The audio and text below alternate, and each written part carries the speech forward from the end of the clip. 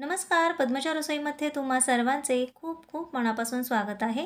आज आपण बघणार आहोत धपाटे भाजणी आणि तीही अगदी पारंपरिक पद्धतीने.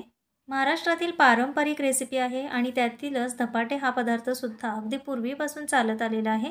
प्रत्येक ठिकाणी थोडंफार धान्यांमध्ये थोडंसं प्रमाण कमी जास्त असू शकतं, पण बनवण्याची पद्धत मात्र सेम आहे.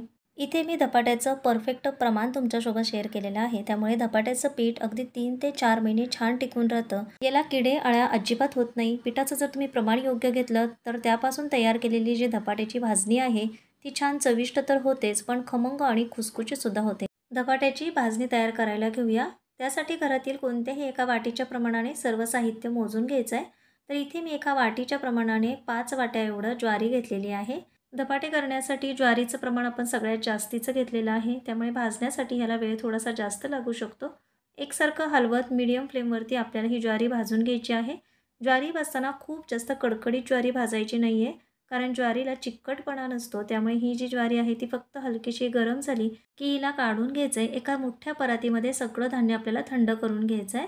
तर त्याच वाटीच्या प्रमाणाने कढईमध्ये मी 2 वाट्या एवढी बाजरी घेतलेली आहे. बाजरी स्वच्छ निवडून घ्यायची. त्यामध्ये जर काही काळी बाजरी असेल तर तिला काढून टाकायचं. एखाद मिनटच बाजरी आपल्याला भाजून घ्यायची आहे. खूप जास्त हिला कडकडीत भाजायचं नाही आहे, कारण बाजरी आणि ज्वारी हे 2 धान्य कमी चिकट असतात. त्यामुळे त्याला खूप जास्त जर भाजलं तर त्याच्यातील चिकटपणा कमी होतो. हलकीशी गरम झाली की बाजरीला सुद्धा काढून घेऊया.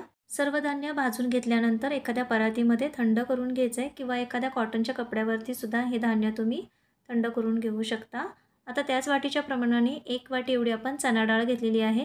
चणा डाळीचा आकार थोडासा मोठा असतो, त्यामुळे भाजण्यासाठी थोडासा वेळ जास्त लागतो आणि ही जी डाळ आहे ती थोडीशी ओलसर असते, त्यामुळे तिला थोडासा जास्त वेळ आपल्याला भाजून घ्यायचा आहे. हलकासा गोल्डन कलर आला की आपण हिला काढून घेऊया. आता त्याच वाटीच्या प्रमाणाने अर्धी वाटी इथे मी गहू घेतलेला आहे. गहूसुद्धा आपल्याला चांगला भाजून घ्यायचा आहे. सर्व धान्य अगदी छान खमंग भाजून घ्यायचं, म्हणजे त्यापासून केलेले जे धपाट्याचं पीठ आहे ते अगदी 3 ते 4 महिने छान टिकून राहतं. गहू इथे चांगला भाजून झालेला आहे. आता आपण हिला परातीमध्ये काढून घेऊया. आता त्याच वाटीच्या प्रमाणाने 1 वाटी इथे मी जुना तांदूळ घेतलेला आहे. घरातील आपण जो वापरतो तो तांदूळ वापरला तरीही चालेल. तांदूळसुद्धा आपल्याला अगदी छान असा भाजून घ्यायचा आहे. एक 2 ते 3 मिनटं, म्हणजे साधारण गोल्डन कलर येईपर्यंत आपण याला भाजून घ्यायचं आहे. आणि त्यानंतर आपण आता तांदूळसुद्धा परातीमध्ये काढून घेऊया. आता त्याच वाटीच्या प्रमाणाने 1 वाटी इथे मी उडदाची डाळ घेतलेली आहे. डाळसुद्धा आपल्याला भाजताना थोडासा गोल्डन कलर येईपर्यंतच डाळीलासुद्धा भाजून घ्यायचं आहे.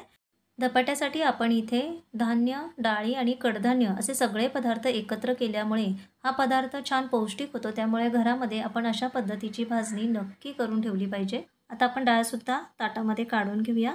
डाळीला छान गोल्डन कलर आलेला आहे. आता यामध्ये त्याच वाटीने आपण अर्धी वाटी अख्खे मूग घेतलेत.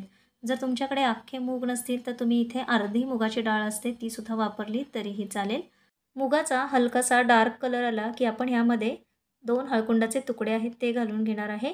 हळकुंडामुळे आपण जी धपाट्याची भाजणी करणार आहे त्याला कलर खूप छान येतो. हळकुंडसुद्धा आपण यामध्येच भाजून घ्यायचं आहे. छान भाजून झाल्यानंतर आपण आता ह्याला काढून घेऊया. आता त्याच वाटीच्या प्रमाणाने आपण अर्धी वाटी इथे मी धणे घेतलेले आहेत. गॅसची फ्लेम अगदी मंद करायची आणि त्यावरती हे धणे भाजून घ्यायचे.